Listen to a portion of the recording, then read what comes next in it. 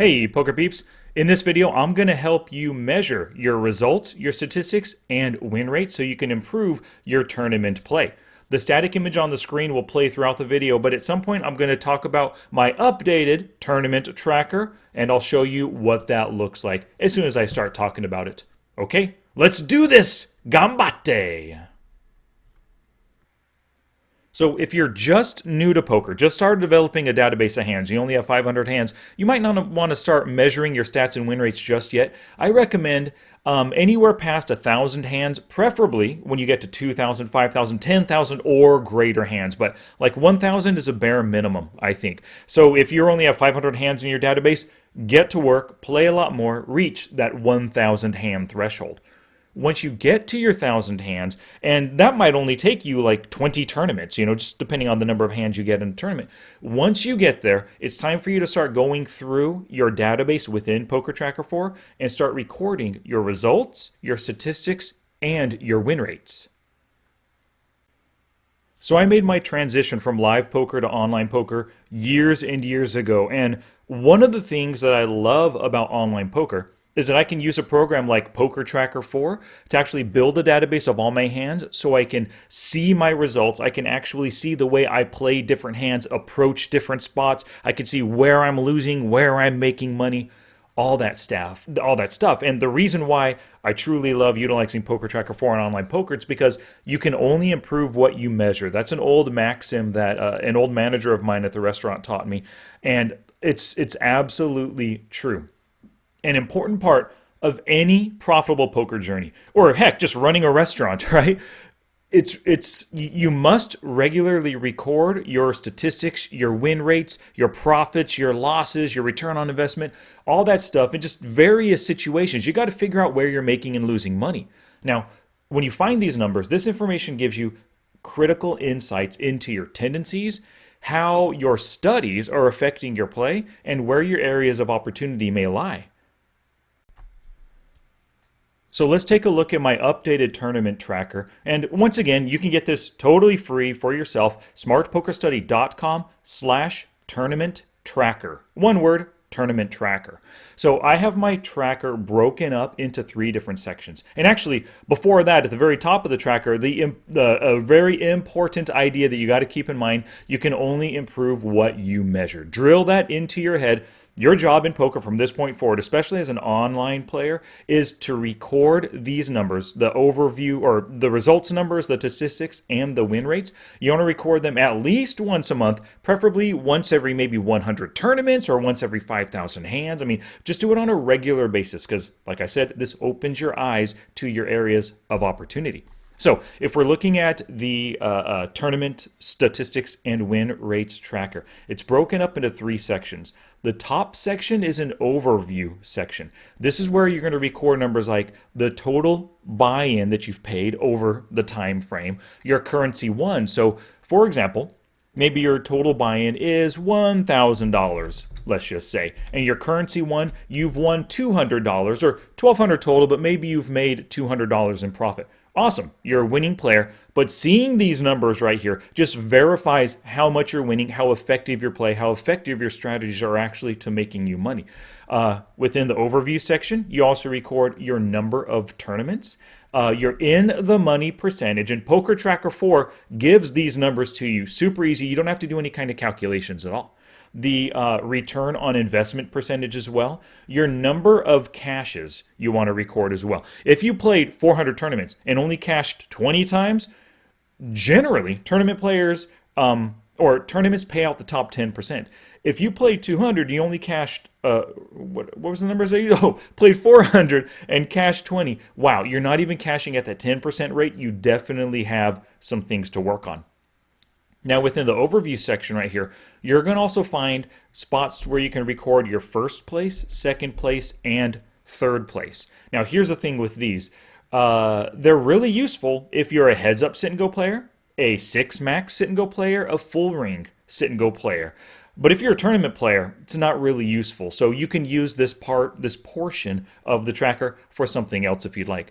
And remember, when you go to smartpokerstudy.com/tournament tracker, you're going to get this video as well as a this updated tracker, as well as a demonstration video that's going to take you through Poker Tracker 4 and finding each and every one of these numbers. Now, the next section, after the overview where we're recording our results, the next section is the statistics section. You're going to record the number of hands played over the time frame, your big blind per 100 hands win rate, VPIP, PFR, raise first in, your limp percentage, and then something very important, your 2-bet, and then call a 3-bet statistic. This one's really going to clue you in, especially when you look at your win rates and you see that you're losing a lot of money when 2-betting and calling a 3-bet. This is going to clue you in onto a potential area of opportunity. I also have call pre-flop 2-bet on the sheet as a total, but even more importantly, I have it broken up by position. Button, cutoff, MP, EP, big blind, and small blind. And the reason why is because some of us call way too often in some positions versus others, right? And so this begins to clue you in into how often you're actually maybe giving your opponents bread and butter. You're not being aggressive, just calling open raises, because pre-flop calling often leads to difficult post-flop situations. So opening your eyes to how often you're calling could help you change some strategies. Your 3-bet percentage is right here as well. And because tournament stealing is so important, we have an attempt to steal, fold to steal, big blind 3-bet versus a steal, and small blind 3-bet versus a steal. Key stats there. Now some post-flop stats: C-bet flop, C-bet turn, C-bet river, bet river, also fold to flop C-bet, fold to turn C-bet, fold to river C-bet, and fold to river bet. Now, one of the great things about this tracker is I give it to you in Word. It's not a PDF, it's not, it is something because it's Word. You can adapt it and change it. If you want to add other statistics like floating or probing or check raising, you can easily do that on your own. It's a Word document, right? You make your edits all you want. Now, some other statistics that we record: one money at showdown, went to showdown, one when soft flop, and then one money at showdown after calling the river. That is an important one. If it's below 40%, preferably you're above 50, winning at least half of the calls that you make on the river. If you're below 40, wow, this is a big area of concern for you. You just can't give up on those rivers. You're calling with too weak of hands. All right, the next section of the tracker is the win rates section. We're first going to look at our total win rate just by position. All 6 positions, the button through the small blind right here. And just so you know, tournament players, you're often a full ring player, so you're asking, like, why are there only 6 positions? Well, this is how I like to break it up, because I just try to keep things simple. And instead of having 9 positions to look at, like the EP is grouped, that's the first the first 3 positions at the table. The MP is the next 2. And so that's 5 positions total, right?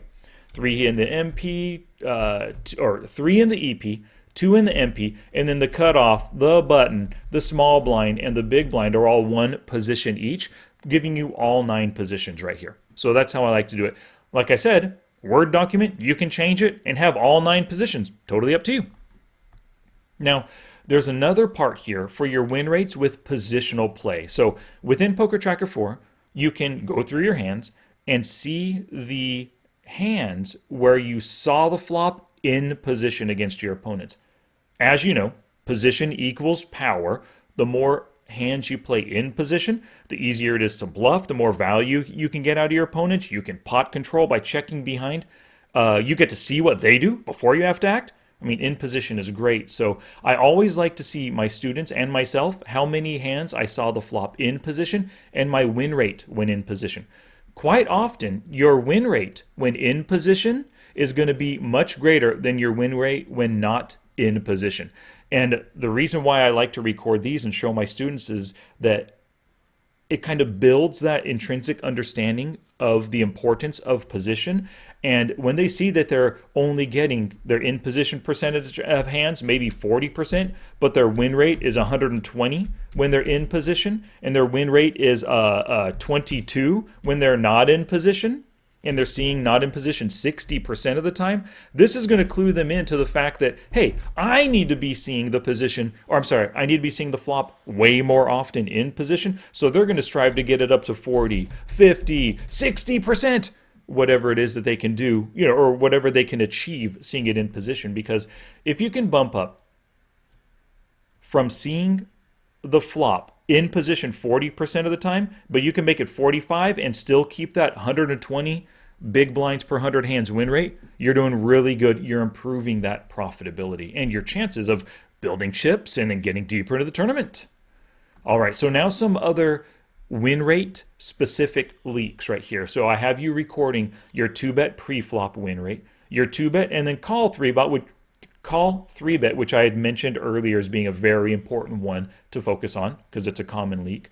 2-bet, then 4-bet, because oftentimes, right, we make the 2-bet, we 4-bet pre-flop. We want to see how much we're winning or potentially losing with that play. The next is your 3-bet pre-flop win rate. And then calling a 2-bet, we look at the win rate as a total, and then we look at it by position because there could be 1 or 2 positions specifically where you're calling a lot, but then you're losing a heck of a lot of big blinds when you're making those calls. If that's the case, like in the MP, for example, that's where you need to spend some of your studying and a strategy focus. We also have pre-flop limp win rate and steal attempt win rate. That was all pre-flop stuff. Post-flop, we're looking at c-bet flop, c-bet turn, c-bet river win rates. Also your win rate, very important, when calling the flop, calling the turn, and calling the river c-bet. We also have river call win rate. We just make a standard call, not necessarily calling a c-bet. Because remember, calling a c-bet means you called all 3 streets versus the pre-flop raiser.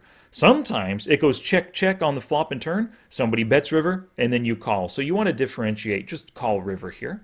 We also have donk bet flop win rate, donk bet turn win rate. And because you're a tournament player, there are so many all-in type of situations, both pre-flop and post-flop. So we record our win rates for raised all-in pre-flop and also raised all-in on the flop, on the turn, and on the river. And then we also look at win rates for called all-in pre-flop and then called all-in on the flop, the turn, and the river as well. Now, once you record these numbers, and like I said, the first time might take you 30 minutes to find all these numbers, especially if you're just not really comfortable using Poker Tracker 4. But that demonstration video at smartpokerstudy.com/tournament tracker, that's definitely going to help you record all the numbers. But once you get it all done right here, it's your job to review the numbers, find your areas of opportunity, and then focus on one area at a time to improve your skills and improve your tournament results.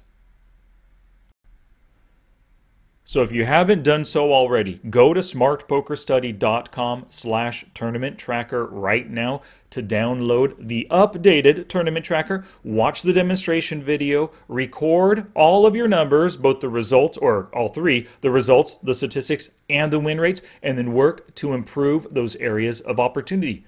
Good luck to ya.